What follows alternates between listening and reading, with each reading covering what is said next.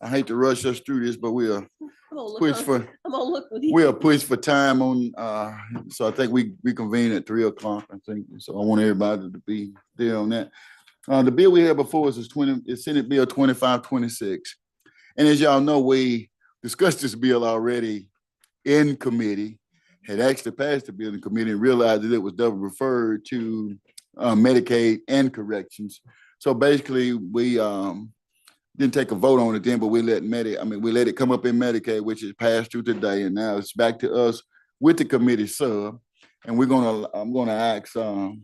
Bob Davidson if he would explain the committee sub to us real quick. Mr. Chairman, the original bill we passed just brought forward code sections. It was a work in progress. The Medicaid committee has inserted an amendment that directs the Division of Medicaid to seek a waiver to implement reimbursement for providers that treat inmates who are within 30 days of being released to parole. And so it's another step in the process. We have since found out that we may not need to seek a waiver, but we're not sure. And so it's a work in progress, but it's a committee sub, and the Committee on Medicaid offered that amendment. And there wasn't time to reprint the whole bill. It's a big, long bill. Thank you, Bob.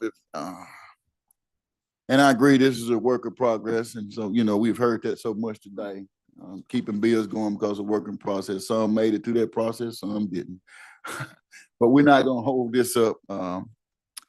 I think it's a good bill, and we do need to keep it moving.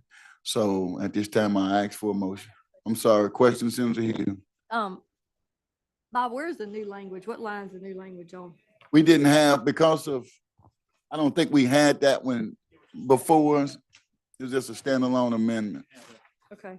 It brings in a section, a Medicaid section. It's the underlying line. Okay.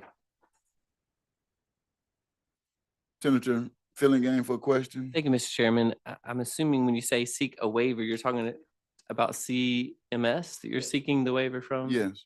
Okay. Thanks. Thank you.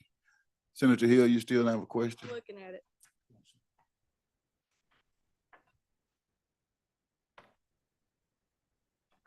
So they would start on the Medicaid 30 days before release. And I'm trying to keep reading. So what happens to the Medicaid once they are released? They were still, the waiver is so that they can be placed on Medicare prior to them being released, so that when they are released, they will be covered. So, but the state's not going to be responsible for them once they're released. So you're just putting them on, Medicaid for the duration of the rest of their life once they're paroled? They'd have to remain eligible, I assume. They'd be private citizens. They wouldn't be wards of the State. Wouldn't be on our nickel. It's off our nickel. That's all that this Medicaid. So That's right. I can't hear. Relieve the taxpayers of the burden. That's right. Well, I mean, last I heard, federal money comes from taxpayers too. Well, I'm Thank not you. going to argue with Thank you you. on that one, Senator Hill. We're just trying to make it lighter on the state and hopefully a lot better for us to allow these people that if we keep them there, then they're definitely are going to be a burden on the state. But they can't be if you're saying they're only going to get it 30 days before parole. So they would not be. But this would allow them the possibility of gaining that, because right now we don't have facilities and things like that that will hold the medical frail people. Right now, there's an inmate exclusion. The federal government does not allow reimbursement under Medicaid for prisoners. Right. I So understand. this is to undo that for 30 days. I understand that. My concern more is when they get out. Any other questions by any other members of this committee? Not, I ask for a motion. Title sufficient to pass committee sub. Motion is title sufficient to pass committee sub. All in favor, let be known by the sign of aye. All opposed? Ayes have it. Thank you all. Motion. Thank you. Rising report. Rising. Rising.